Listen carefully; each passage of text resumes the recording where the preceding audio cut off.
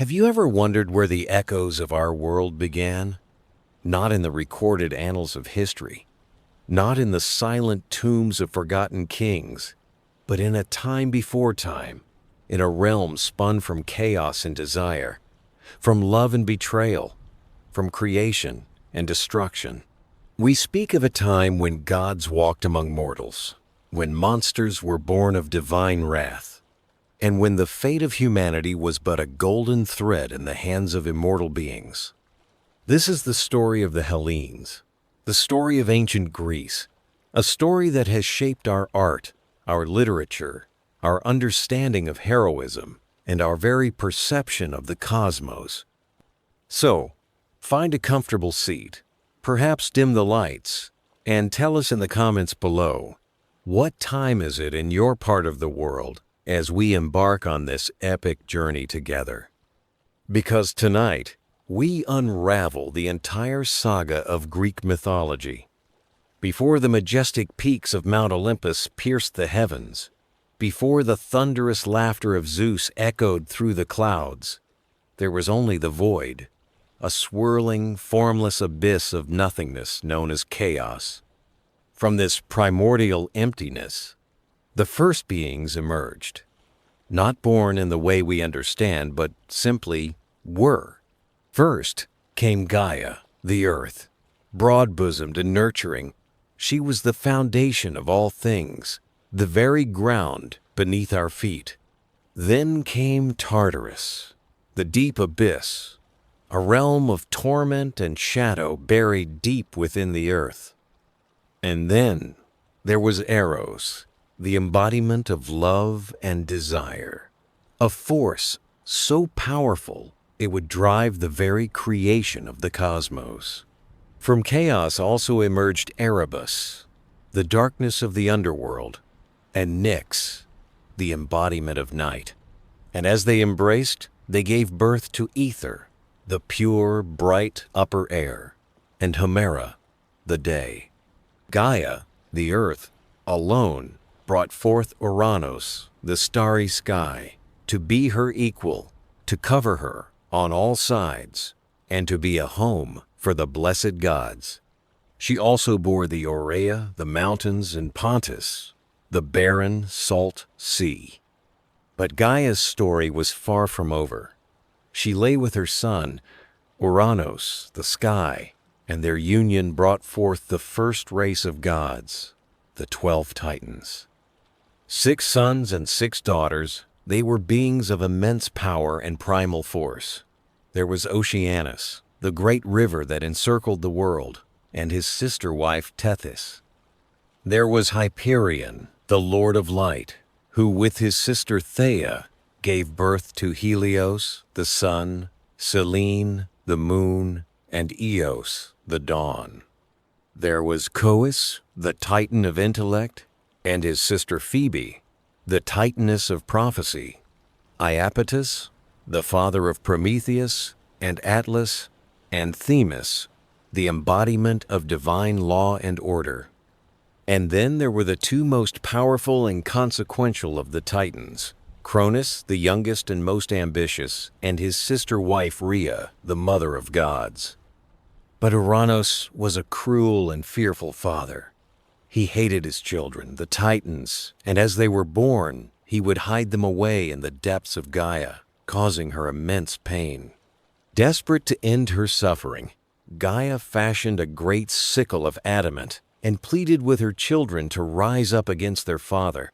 Only one had the courage to answer her call: Cronus, the wily and ambitious youngest son. He took the sickle from his mother and lay in wait for his father. As Uranos descended to embrace Gaia, Cronus struck. He castrated his father and threw his severed genitals into the sea. From the drops of blood that fell upon the earth, the Erinyes, the Furies, vengeful spirits of punishment, were born. And from the sea foam that churned around the severed flesh, a goddess of breathtaking beauty arose, a goddess who had come to be known as Aphrodite, the embodiment of love, beauty, and desire. With Uranus overthrown, Cronus seized power and became the new king of the cosmos. He freed his Titan siblings from their prison within Gaia, and a new age began, the Golden Age, a time of prosperity and peace under the rule of the Titans. But the seeds of betrayal had been sown, and the cycle of a son overthrowing his father was destined to repeat itself. For Cronus, having learned of a prophecy that he too would be overthrown by one of his own children, devised a monstrous plan to defy his fate, a plan that would plunge the heavens into war and give rise to a new generation of gods who would forever change the destiny of the world. Cronus, now the ruler of the cosmos, was haunted by the same fear that had consumed his father, Uranus. A prophecy foretold that he too would be dethroned by his own offspring. Determined to defy this fate, Cronus resorted to a horrifying act. As his wife Rhea gave birth to their children, he would seize them and swallow them whole, imprisoning them within his own divine belly. One by one, Hestia, the goddess of the hearth, Demeter, the goddess of the harvest, Hera, the goddess of marriage, Hades, the future lord of the underworld, and Poseidon, the future ruler of the seas, were consumed by their paranoid father. Rhea was heartbroken, her grief turning to a burning desire for vengeance. When she was pregnant with her sixth child, Zeus, Rhea sought the counsel of her parents, Gaia and Uranus. They advised her to go to the island of Crete to give birth in secret. There, in a cave on Mount Ida, Zeus was born. Rhea then swaddled a large stone in infant's clothing and presented it to Cronus. Unsuspecting, he swallowed the stone, believing he had once again cheated fate. Zeus was raised in secret on Crete, nurtured by the nymph Amalthea, who fed him the milk of a goat, and protected by the Curetes, armored male dancers who would clash their shields and spears to drown out the infant's cries, lest Cronus should hear him. As Zeus grew to manhood, his strength and power became undeniable. He was ready to fulfill the prophecy and liberate his siblings. With the help of Metis, the Titaness of wisdom, he concocted a plan. Metis prepared a potion that would cause Cronus to regurgitate the children he had swallowed. Disguised, Zeus presented the potion to his father, who, upon drinking it, vomited forth his fully grown children in reverse order of their consumption. First the stone, then Poseidon, Hades, Hera, Demeter, and Hestia. The war that followed, the Titanomachy, was a conflict of epic proportions that raged for 10 long years. The newly freed Olympians, led by Zeus, battled the Titans for control of the cosmos. The fate of the universe hung in the balance. The war was a stalemate until Gaia prophesied that Zeus would be victorious if he freed the Cyclopes and the Hecatoncheires, the hundred-handed ones, from their imprisonment in Tartarus. These monstrous beings, also children of Gaia and Uranus, had been cast into the abyss by their fearful father. Zeus descended into the depths of Tartarus and freed his monstrous uncles. In gratitude, the Cyclopes forged for him his mighty thunderbolts, for Poseidon a trident that could shake the earth and seas, and for Hades a helmet of invisibility. The Hecatoncheires, with their 100 hands, could hurl 100 massive stones at once, their power a terrifying force on the battlefield. With their new allies and powerful weapons, the Olympians launched a final, devastating assault on the Titans. The earth shook, the heavens roared, and the seas boiled. The power of Zeus's thunderbolts was overwhelming. He cast the Titans down from Mount Othrys, their stronghold, and imprisoned them in Tartarus, the very place from which he had freed his allies. The hecaton chairs were set as their eternal guards. However, not all Titans fought against the Olympians. Oceanus, Themis, and Prometheus, among others, had sided with Zeus and were spared imprisonment. Atlas, a powerful Titan who had led the charge against the Olympians, was given a special punishment. He was condemned to stand at the western edge of the earth and hold the heavens on his shoulders for all eternity, a constant reminder of the defeated Titans. With the Titans vanquished, the reign of the Olympians began. Zeus, Poseidon, and Hades drew lots to divide the rule of the cosmos. Zeus became the king of the gods, the ruler of the sky and the heavens, his domain Mount Olympus. Poseidon became the lord of the seas, his power extending over all the waters of the world. And Hades became the king of the Underworld, the realm of the dead. The earth, Gaia, was left as a common ground for all, but the new order was not yet secure. Gaia, angered by the imprisonment of her children, the Titans, gave birth to one last monstrous offspring, Typhon, a creature of immense size and terrifying power, with 100 dragon heads that spat fire and a voice that could shake the mountains. Typhon was the greatest threat the Olympians had ever faced. The gods of Olympus were struck with terror at the sight of this monster. Many fled in fear, transforming themselves into animals to escape his wrath. But Zeus stood his ground. He faced Typhon in a cataclysmic battle that scorched the earth and set the heavens ablaze. With his thunderbolts, he struck the monster again and again, finally trapping him beneath Mount Etna in Sicily. To this day, the eruptions of the volcano are said to be the fiery breath of the imprisoned Typhon. With the defeat of Typhon, the reign of the Olympians was finally secure. A new era had dawned, an era of order and divine law, ruled from the majestic peaks of Mount Olympus. But the stories of the gods and their interactions with the mortal world were just beginning.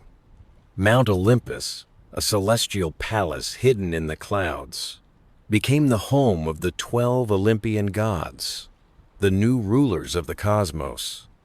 At their head was Zeus, the king of the gods, wielder of the thunderbolt and dispenser of justice. His authority was absolute, though often challenged by his own tumultuous family. His wife and sister, Hera, was the queen of the gods, the protector of marriage and childbirth. Their own marriage, however, was a stormy one, marked by Zeus's countless infidelities and Hera's vengeful jealousy. Poseidon, Zeus's brother, ruled the seas from his underwater palace. With his trident, he could stir the waters to a frenzy or calm them to a gentle whisper. He was a moody and tempestuous god, his anger as unpredictable as the ocean itself. Hades, the third brother, presided over the underworld, the realm of the dead. He was a grim and unyielding god, feared by mortals and gods alike. His queen was Persephone, the daughter of Demeter, whom he had abducted and brought to his shadowy kingdom. Demeter, the goddess of the harvest and agriculture, mourned the loss of her daughter for a third of the year, during which time the earth grew cold and barren, giving rise to the seasons of autumn and winter. When Persephone returned to her, spring and summer would blossom once more. Hestia, the gentlest of the Olympians, was the goddess of the hearth and home. She was a virgin goddess, sworn to never marry, and was revered in every household as the center of family life. Ares, the son of Zeus and Hera, was the god of war, a brutal and bloodthirsty deity who reveled in the chaos and slaughter of battle.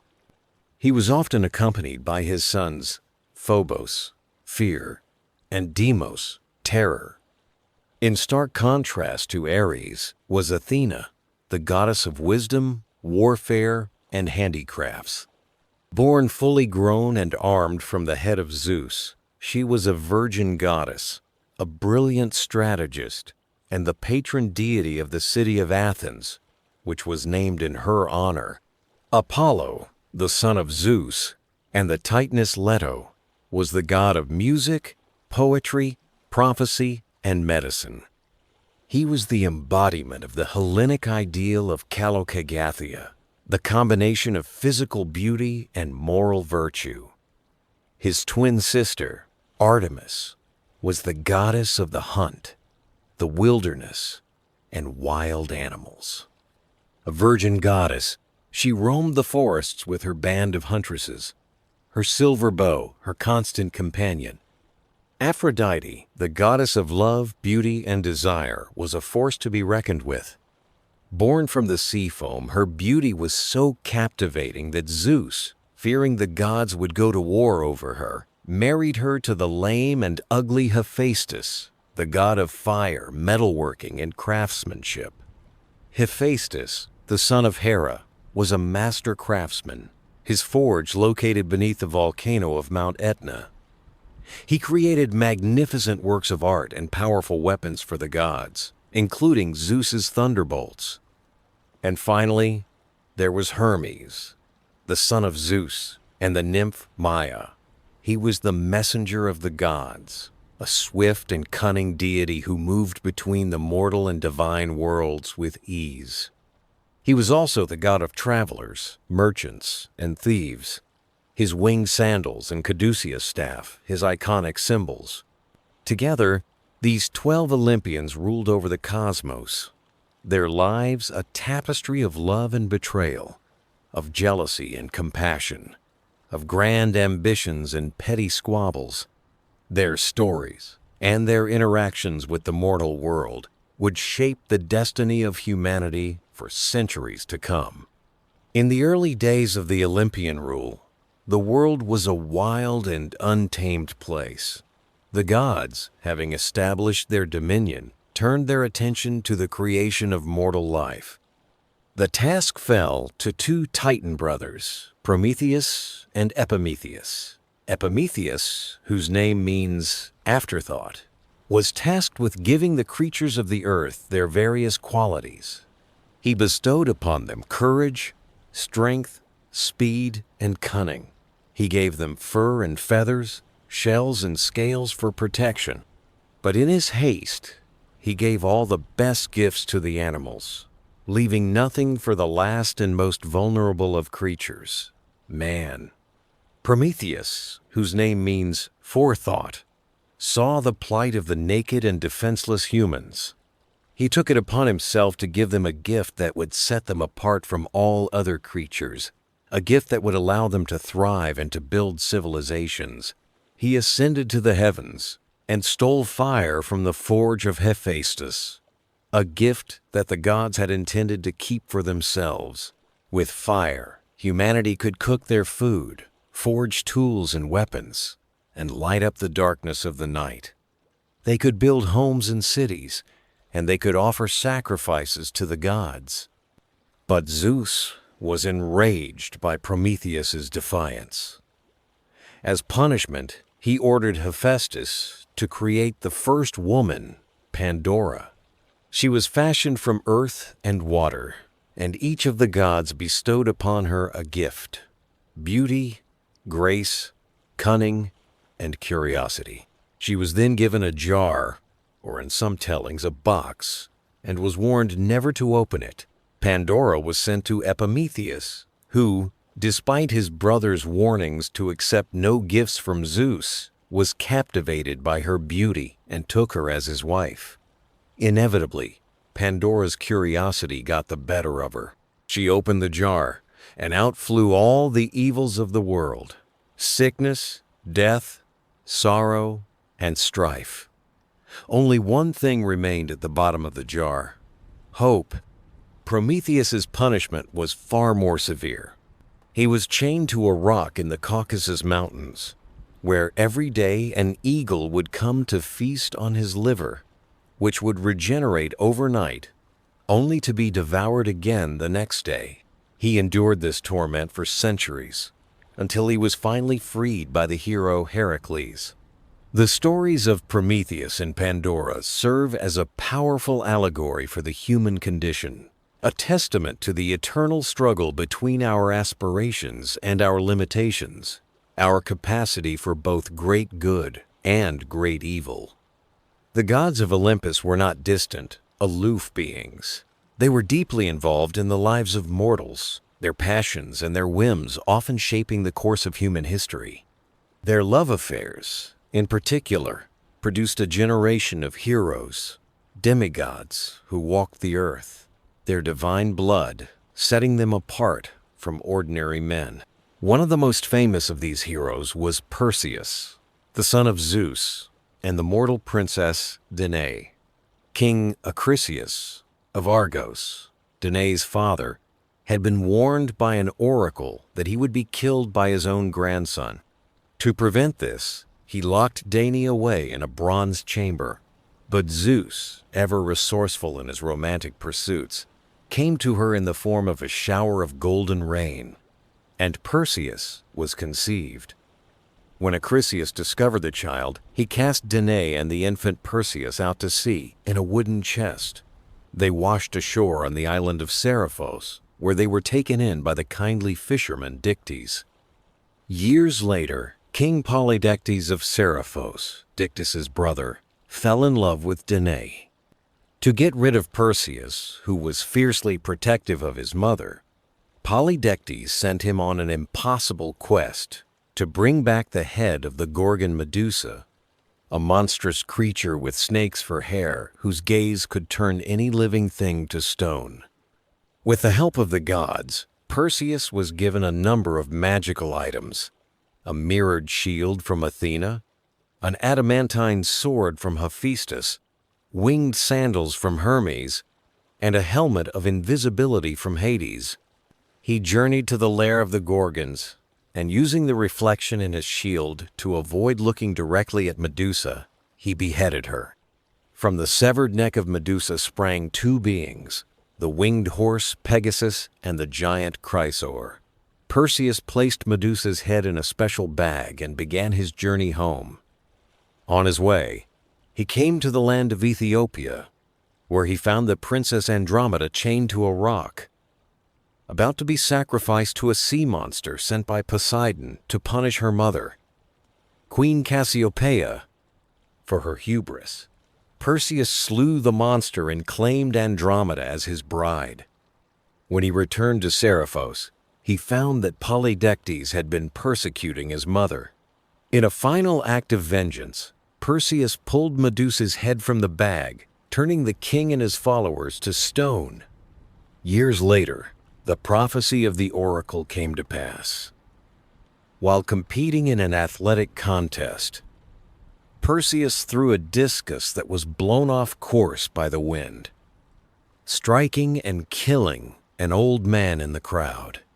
The man was his grandfather, Acrisius. The story of Perseus is a classic hero's journey, a tale of courage, determination, and the fulfillment of destiny. It is also a story that highlights the often unpredictable nature of fate and the inescapable power of prophecy in the world of Greek mythology.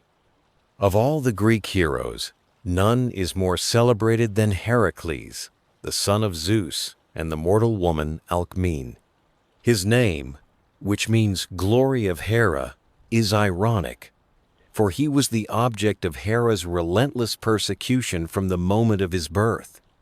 Hera, consumed by jealousy over Zeus's infidelity, sent two serpents to kill the infant Heracles in his crib.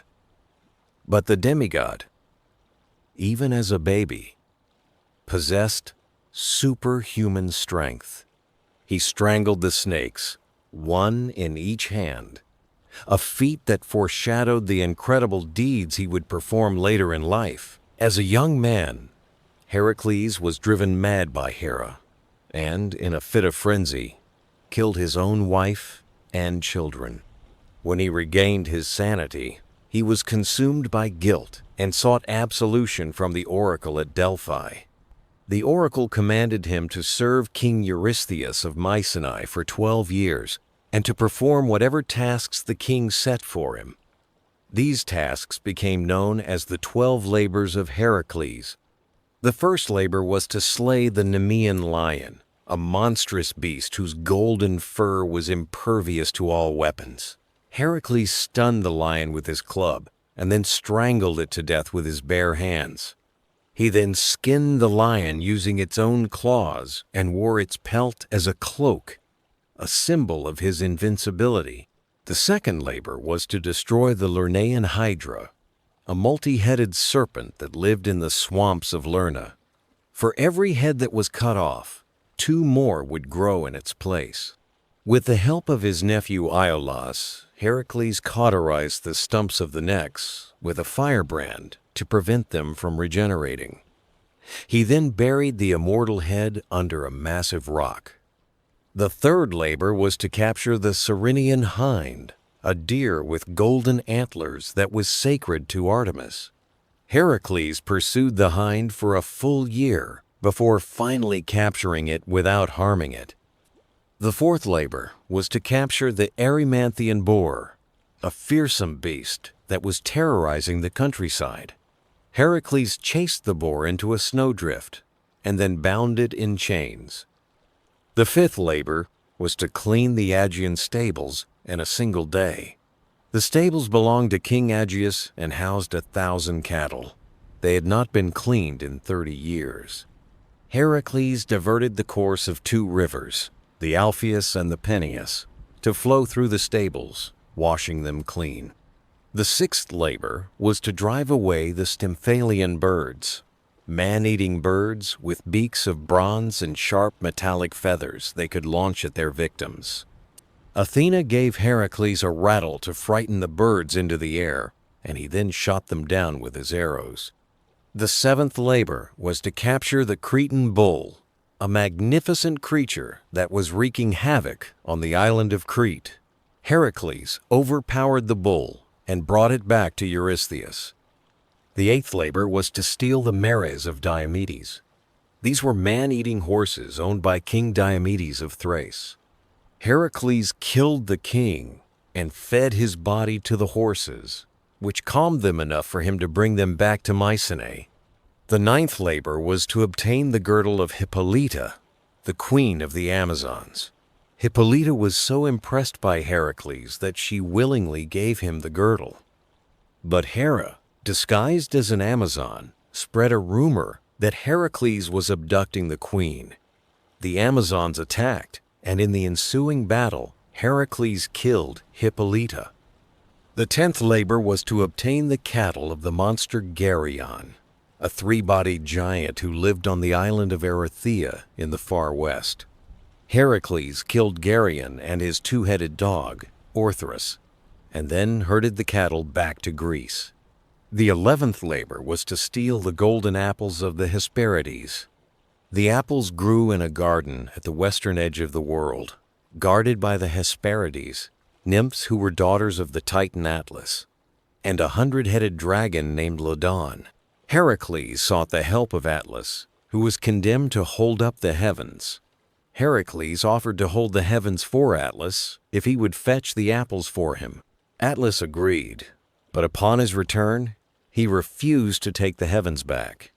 Heracles, through a clever trick, asked Atlas to hold the heavens for a moment so he could adjust his cloak. When Atlas took the heavens back, Heracles snatched the apples and fled. The 12th and final labor was to capture Cerberus, the 3-headed dog that guarded the entrance to the Underworld. Hades gave Heracles permission to take Cerberus, provided he could do so without using any weapons. Heracles wrestled the beast into submission and brought him to Eurystheus, who was so terrified that he hid in a large bronze jar. Having completed his 12 labors, Heracles was purified of his crime and went on to have many other adventures. He fought in the Gigantomachy, the war between the gods and the giants, and his help was instrumental in securing the victory for the Olympians. He also sailed with the Argonauts in their quest for the Golden Fleece. The death of Heracles was as dramatic as his life. His wife, Deianira, fearing that he would leave her for another woman, gave him a tunic that had been soaked in the blood of the centaur Nessus. Nessus had told her that his blood would act as a love charm, but in reality, it was a deadly poison. When Hercules put on the tunic, his flesh began to burn. In agony, he built his own funeral pyre and threw himself upon it. As the flames consumed his mortal body, his divine spirit ascended to Mount Olympus, where he was granted immortality and reconciled with Hera. The story of Heracles is a testament to the power of human endurance and the possibility of redemption. It is a story that has inspired countless generations, a timeless epic of strength, courage, and the triumph of the human spirit over adversity. In the city of Athens, a hero of a different kind emerged. Theseus, the son of King Aegeus of Athens and the princess Aethra of Troezen, was a hero known as much for his intelligence and wisdom as for his strength. Before leaving Troezen, Aegeus placed his sword and sandals under a large rock and told Aethra that when their son was old enough to lift the rock, he should take the items and come to Athens to claim his birthright. When Theseus came of age, he lifted the rock with ease and set out for Athens. He chose to travel by land, a dangerous journey fraught with perils. Along the way, he encountered and defeated a series of bandits and monsters. He killed Periphetes, the club bearer, with his own bronze club. He killed Sinis, the pine bender, by tying him to 2 bent pine trees and then releasing them. He killed the Cromyonian sow, a monstrous wild pig.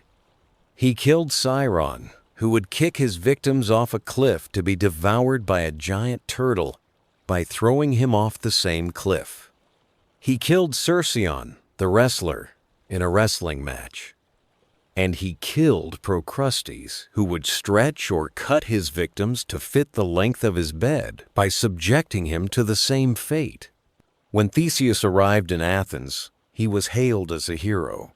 He was recognized by his father, King Aegeus, and named as his heir.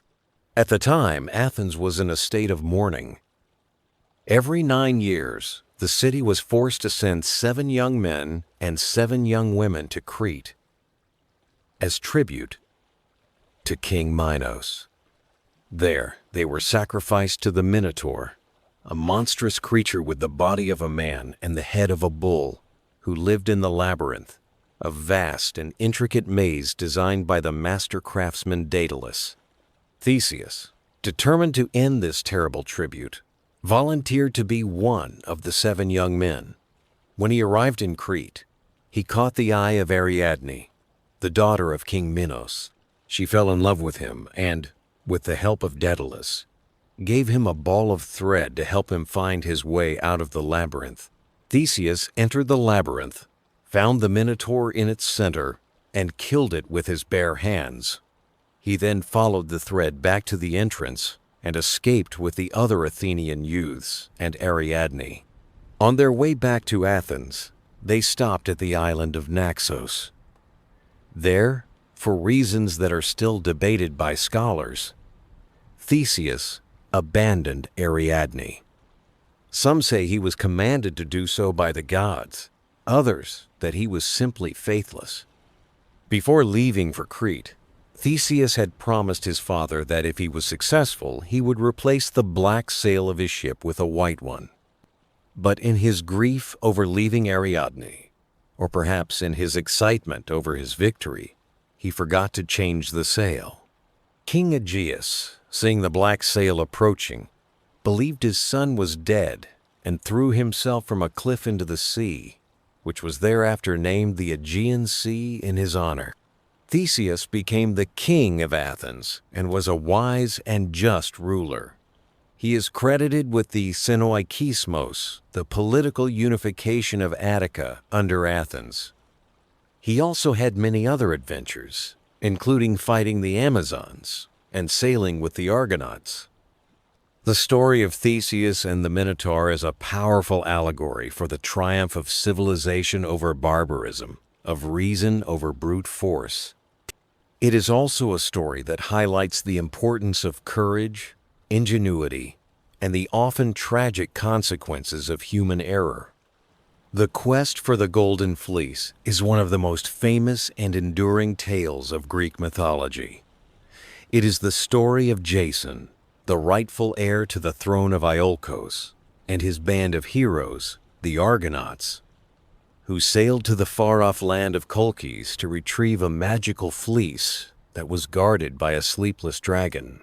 Jason's uncle, Peleus, had usurped the throne of Iolcos. When Jason came of age and demanded his birthright, Peleus, fearing a prophecy that he would be killed by a man with one sandal, sent him on an impossible quest to bring back the Golden Fleece. Jason assembled a crew of the greatest heroes of his time, including Hercules, Orpheus, the Dioscuri, Castor and Pollux, and the winged sons of Boreas, Zetes, and Calais.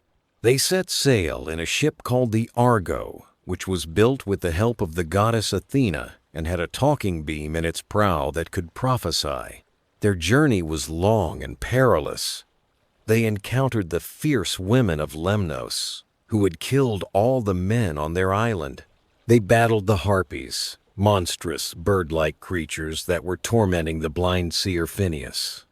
They navigated the Symplegades, the clashing rocks that crushed any ship that tried to pass between them. When they finally reached Colchis, King Aeetes, the owner of the Golden Fleece, agreed to give it to Jason if he could perform a series of impossible tasks. He had to yoke 2 fire-breathing bulls, plow a field with them, and then sow the field with dragon's teeth, from which would spring an army of warriors. With the help of Medea, the sorceress daughter of King Aeetes, who had fallen in love with him, Jason was able to complete the tasks. Medea gave him an ointment that protected him from the fire-breathing bulls and told him to throw a stone into the middle of the army of warriors, which caused them to turn on each other and fight to the death. But Aeetes had no intention of giving up the fleece. Jason and Medea stole it in the dead of night, lulling the sleepless dragon to sleep with one of Medea's potions. They then fled Colchis with Aeetes' fleet in hot pursuit. The journey home was just as eventful as the journey out. They were pursued by Medea's brother Apsyrtus, whom Medea killed and dismembered, scattering his body parts in the sea to slow down her father's ships. They were cleansed of their crime by the sorceress Circe. They sailed past the sirens, whose enchanting songs lured sailors to their deaths. But Orpheus played his lyre so beautifully that he drowned out their voices. When they returned to Iolcos, Peleus refused to give up the throne. Medea, in a final act of vengeance, tricked Peleus's daughters into killing him, telling them that she could make him young again by boiling him in a cauldron. The story of Jason and the Argonauts is a grand adventure, a tale of courage, perseverance, and the power of love and betrayal. It is also a story that explores the darker side of human nature, the lengths to which people will go for power and revenge. The Trojan War, the 10-year siege of the city of Troy by the Achaeans, Greeks, is perhaps the most famous and influential story in all of Greek mythology. It is an epic tale of love, war, honor, and fate. A story that has been told and retold for centuries, most notably in Homer's Iliad. The war had its roots in a divine beauty contest. At the wedding of Peleus and Thetis, the parents of the hero Achilles, Eris, the goddess of discord, who had not been invited, threw a golden apple inscribed with the words, "For the fairest among the guests." 3 goddesses, Hera, Athena, and Aphrodite, each claimed the apple for themselves. Zeus, unwilling to choose between them, appointed Paris, a prince of Troy, to be the judge. Each goddess offered him a bribe. Hera offered him power, Athena offered him wisdom and victory in battle, and Aphrodite offered him the most beautiful woman in the world, Helen, the wife of King Menelaus of Sparta. Paris chose Aphrodite and awarded her the apple. When Paris visited Sparta, he abducted Helen and took her back to Troy, an act that violated the sacred laws of hospitality and sparked the Trojan War. Menelaus, enraged, called upon all the Achaean leaders who had once been suitors of Helen and had sworn an oath to defend her marriage. A massive Achaean fleet, led by Agamemnon, the king of Mycenae and Menelaus's brother, set sail for Troy. The war raged for 10 years, with neither side able to gain a decisive advantage. The gods themselves took sides, with Hera, Athena, and Poseidon supporting the Achaeans, and Aphrodite, Apollo, and Ares supporting the Trojans. The Iliad focuses on a brief but crucial period in the final year of the war, the wrath of Achilles. Agamemnon, in his arrogance, takes Briseis, a captive woman who had been given to Achilles as a prize of war. Achilles, feeling his honor has been slighted, withdraws from the battle, a decision that has devastating consequences for the Achaeans. Without their greatest warrior, the Achaeans are pushed back to their ships by the Trojans, led by their noble prince, Hector. Patroclus, Achilles' beloved companion, dons Achilles' armor and enters the battle to rally the Achaean troop. He is killed by Hector, an act that finally brings Achilles back to the fight, his grief and rage now directed at the Trojan prince. The duel between Achilles and Hector is one of the most dramatic and moving scenes in all of literature. Achilles, fueled by vengeance, kills Hector and then, in a final act of desecration, drags his body behind his chariot around the walls of Troy. The Iliad ends with the funeral of Hector, a somber and poignant scene that underscores the human cost of war. The war, however, was not yet over. The Achaeans, unable to breach the walls of Troy, devised a cunning plan, the brainchild of the wily Odysseus. They built a giant wooden horse and left it on the beach as an offering to the gods. The Achaean fleet then sailed away, pretending to have given up the siege. The Trojans, despite the warnings of the priest Laocoon and the prophetess Cassandra, brought the horse into the city and celebrated their victory. That night, as the Trojans slept, a small band of Achaean warriors, hidden inside the horse, emerged and opened the gates of the city to the returning Achaean army. The sack of Troy was a brutal and merciless affair. The city was burned to the ground, its men were killed, and its women and children were taken as slaves. The Trojan War was over, but the journeys home for the victorious Achaean leaders would be just as perilous as the war itself. The story of the Trojan War is a complex and multifaceted epic. It is a story of heroism and cowardice, of love and loss, of the glory and the brutality of war. It is a story that has resonated with audiences for thousands of years, a timeless exploration of the human condition. The end of the Trojan War was not the end of the story for the Achaean heroes. Their journeys home, their nostoi, were fraught with peril and adventure, the most famous of which is the 10-year odyssey of Odysseus, the king of Ithaca, as chronicled in Homer's Odyssey. Odysseus, known for his cunning and intelligence, had angered the god Poseidon by blinding his son, the Cyclops Polyphemus. As a result, his journey home was a long and arduous one, filled with monstrous creatures, enchanting sorceresses, and the wrath of the gods. He and his men were held captive by the beautiful nymph Calypso on her island of Ogygia for 7 years. They were transformed into pigs by the sorceress Circe on her island of Aeaea. They navigated the treacherous straits between Scylla, a six-headed monster, and Charybdis, a giant whirlpool. They resisted the alluring songs of the sirens by plugging their ears with wax. Odysseus even journeyed to the Underworld to consult the ghost of the prophet Tiresias, who gave him guidance for the rest of his journey. Meanwhile, back in Ithaca, his wife, Penelope, and his son, Telemachus, were besieged by a horde of arrogant suitors who, believing Odysseus to be dead, were vying for Penelope's hand in marriage and consuming his estate. Penelope, in her cleverness, held them at bay by promising to choose a suitor once she had finished weaving a burial shroud for her father-in-law, Laertes. But every night, she would unravel what she had woven during the day. After 10 long years of wandering, Odysseus finally returned to Ithaca, disguised as an old beggar. With the help of his son Telemachus and the swineherd Eumaeus, he devised a plan to rid his house of the suitors. Penelope, inspired by the gods, announced that she would marry the man who could string Odysseus's great bow and shoot an arrow through 12 axe heads. None of the suitors were strong enough to even string the bow.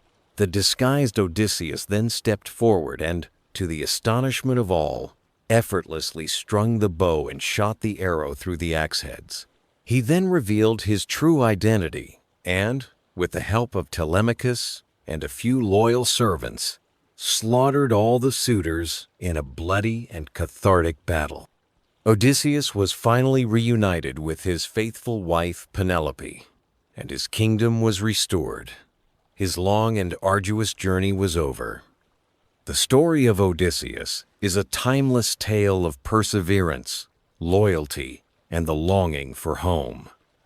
It is a story that celebrates the power of human ingenuity and the triumph of the human spirit over adversity. The stories of the heroes and the gods of ancient Greece are more than just entertaining myths. They are a reflection of the values, beliefs, and fears of a civilization that laid the foundations for much of Western culture. They explore the eternal questions of human existence, the nature of good and evil, the meaning of life and death, the struggle between fate and free will. The gods of Olympus, with their all-too-human flaws and passions, represent the forces of nature and the complexities of the human psyche. The heroes, with their extraordinary abilities and their tragic flaws, embody the highest aspirations and the deepest struggles of humanity. The world of Greek mythology is a world of wonder and terror, of beauty and brutality, of divine intervention and human resilience. It is a world that has captivated the imagination of artists, writers, and thinkers for centuries, and it continues to inspire and to resonate with us today. From the primordial chaos to the fall of Troy and the journeys home, the entire saga of Greek mythology is a grand and sweeping epic, a testament to the enduring power of storytelling and the timeless relevance of these ancient tales. They remind us that the echoes of that world, a world of gods and heroes, of monsters and myths, can still be heard in our own. While the grand sagas of Hercules and Jason played out across the Hellenic world, other heroes carved their own legends, their fates intertwined with wondrous beasts and the ever-present hubris that so often heralded a hero's fall. One such tale is that of Bellerophon, a prince of Corinth, whose story is inseparable from that of the most magnificent creature to ever grace the skies. Bellerophon, though noble of birth, was haunted by a dark deed. He had accidentally killed his own brother and was exiled from his homeland, seeking purification at the court of King Proetus in Tyrannus. The king cleansed him of his crime, but here, fate took another cruel turn. The king's wife, Queen Stenebea, became infatuated with the handsome young prince. When Bellerophon, a man of honor, rejected her advances, her desire turned to scornful fury. She went to her husband and accused Bellerophon of attempting to violate her. King Proetus was enraged, but he was bound by the sacred laws of hospitality, which forbade him from harming a guest under his own roof. So, he devised a devious plan. He sent Bellerophon to his father-in-law, King Iobates of Lycia, carrying a sealed tablet.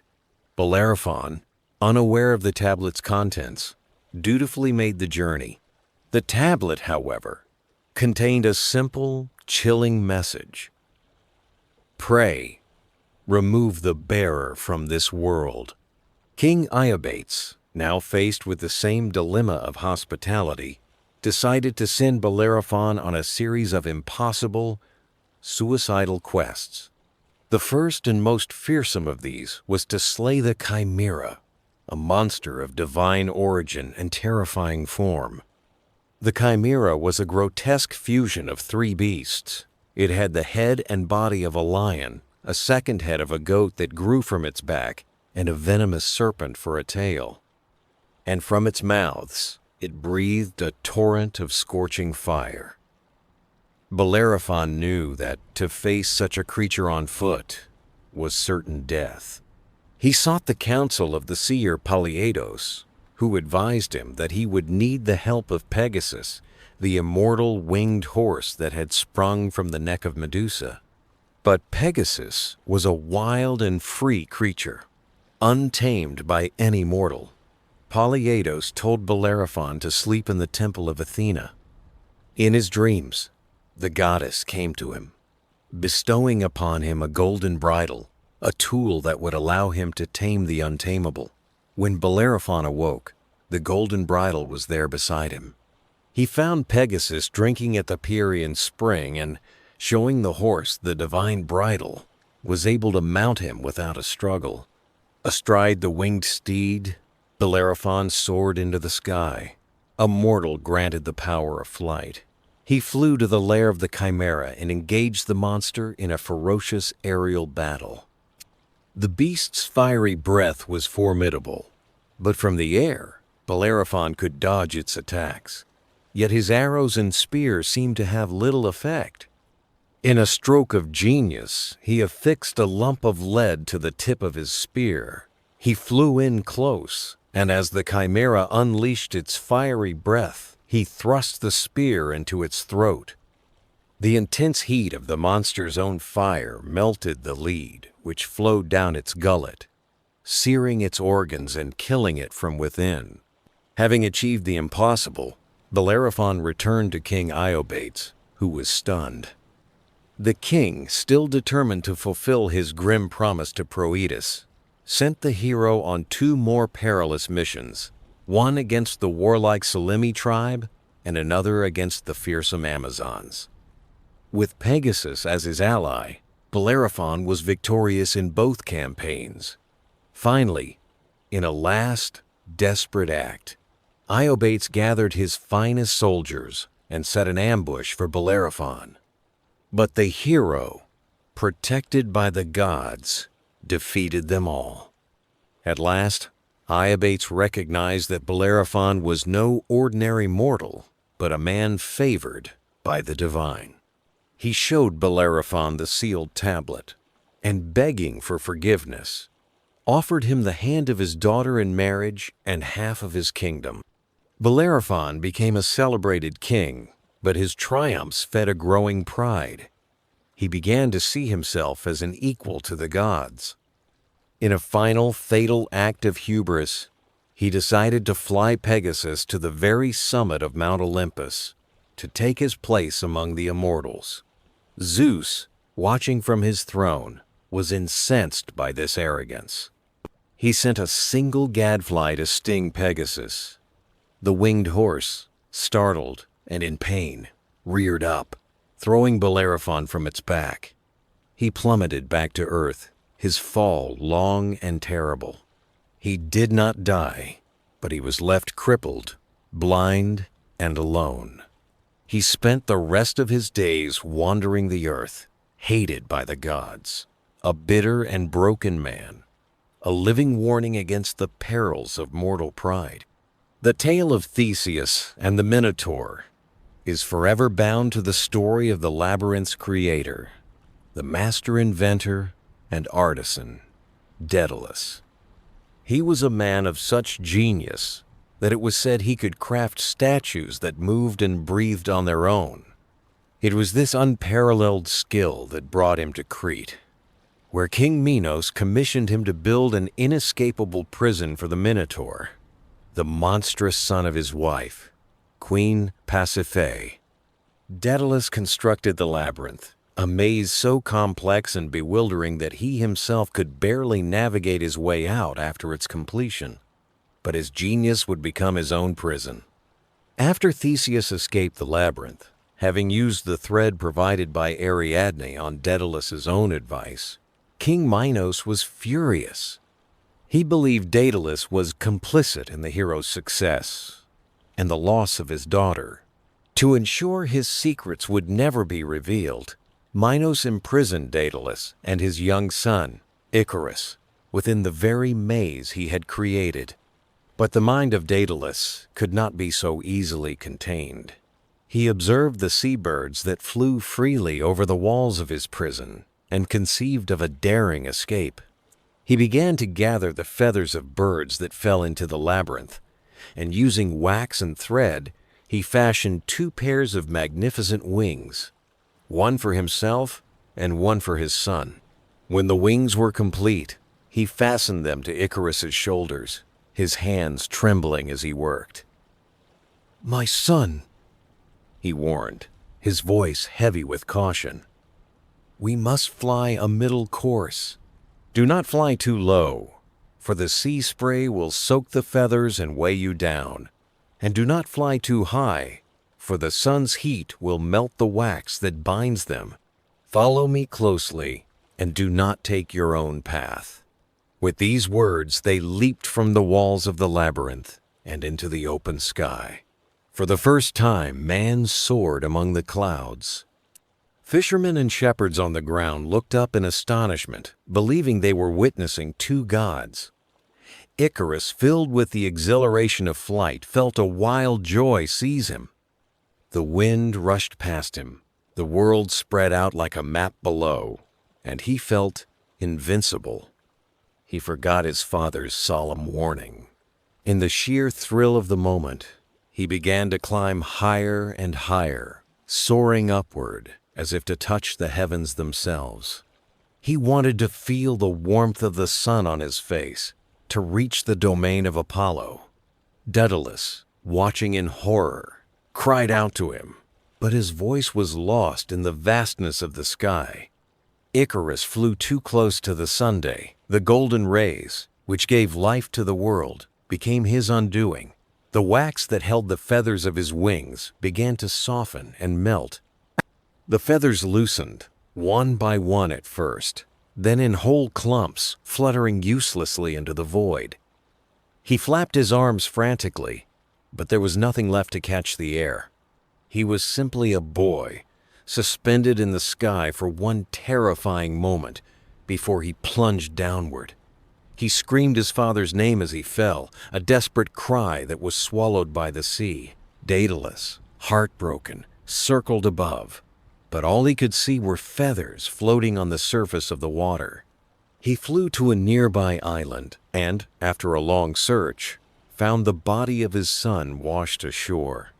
He buried him there, naming the island Icaria in his memory. The sea into which he fell is still known as the Icarian Sea. Daedalus lived on, a man of legendary genius, but he was forever haunted by the memory of his son's fall, a tragic monument to the clash between ambition and limitation, between the dreams of youth and the harsh realities of the physical world. Not all myths are of war and monsters. Some are born from the deepest wells of human emotion, from love and loss. None is more poignant than the story of Orpheus, the son of a Thracian king and the muse Calliope. From his mother, He inherited a gift for music and poetry so profound that it was said to be magical. When Orpheus sang and played his lyre, animals would gather peacefully, trees would bend their branches to listen, and even the rocks and rivers would be moved by the beauty of his song. He fell deeply in love with a beautiful nymph named Eurydice, and their wedding was a joyous occasion. But their happiness was tragically short-lived. Soon after their marriage, while walking through a meadow, Eurydice was pursued by a satyr. Fleeing from him, she stumbled upon a nest of vipers and was bitten on the heel by a deadly snake. She died in Orpheus's arms. Orpheus was consumed by a grief so vast that his songs turned from melodies of joy to lamentations of such sorrow that they brought tears to the eyes of gods and mortals alike. Unable to accept his loss, he made a decision of breathtaking audacity. He would journey to the underworld and bring his beloved Eurydice back from the dead. Carrying only his lyre, he traveled to the entrance of the underworld at Taenarum. His music was his only weapon. He charmed the grizzled ferryman, Charon, who rowed him across the river Styx without demanding payment. He lulled the fearsome three-headed guard dog, Cerberus, to sleep with his melody. He walked through the asphodel meadows, where the shades of the dead gathered to listen, their eternal twilight momentarily forgotten. Finally, he stood before the throne of Hades, the grim king of the underworld, and his queen, Persephone. He did not beg or demand. Instead, he began to play his lyre and sing. He sang of his love for Eurydice, of the brief joy they had shared, and of the crushing emptiness of her absence. His music was so filled with honest, raw emotion that it moved the unmovable. The tormented souls, like Sisyphus and Tantalus, paused in their eternal punishments. The Erinyes, the fearsome Furies, wept iron tears. And for the first and only time, the cheeks of the cold Lord of the Dead were wet with sorrow. Persephone pleaded with her husband, and Hades relented. He agreed to allow Eurydice to return to the world of the living, but on one strict condition. Orpheus was to walk ahead of her, and he must not for any reason look back at her until they were both fully in the sunlight of the upper world. If he turned back even a moment too soon, she would be lost to him forever. Filled with a fragile hope, Orpheus agreed. He began the long, steep ascent, with the silent shade of his wife following behind him. The path was dark and treacherous. He could hear nothing, feel nothing to confirm she was there. Doubt began to creep into his mind. Was she truly behind him? Had the gods tricked him? The silence was a torment, stretching his resolve to its breaking point. He reached the threshold, the sunlight touching his face. In that instant, in an agony of love and doubt, forgetting the final part of the condition that they must both be in the light, he turned around to gaze upon the face of his beloved. He saw her, her form still pale and spectral, just a step behind him in the shadows of the cave's mouth. A faint, sorrowful smile touched her lips as she whispered, "Farewell." Then, like smoke, she was pulled back into the darkness, her form dissolving as she was drawn back down into the realm of the dead, this time forever. Orpheus tried to follow, but this time, Charon would not be charmed. The gates of the underworld were sealed to him. He spent the rest of his days wandering the earth, shunning all human company.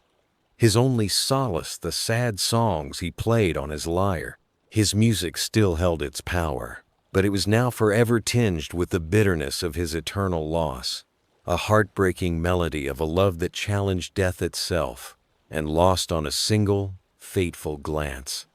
Among the great city-states, none had a history as steeped in tragedy as Thebes. Its story is a dark tapestry woven with the threads of prophecy, patricide, and incest, a curse that haunted a royal house for generations.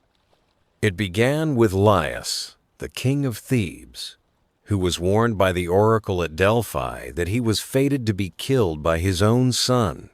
When his wife, Jocasta, gave birth to a baby boy, Laius, terrified of the prophecy, ordered the infant to be abandoned on Mount Cithaeron, his ankles pierced and bound together. But the servant charged with the grim task took pity on the child and instead gave him to a shepherd from Corinth. The shepherd, in turn, presented the infant to his own childless king and queen, who adopted him and named him Oedipus, meaning swollen foot. Oedipus grew up believing he was the prince of Corinth. As a young man, he heard rumors that he was not the king's true son. Seeking answers, he too traveled to the oracle at Delphi. The oracle did not answer his question about his parentage, but gave him a far more horrifying prophecy. He was destined to kill his father and marry his mother. Horrified, and believing the king and queen of Corinth were his parents, Oedipus resolved never to return home, lest he fulfill the terrible prophecy.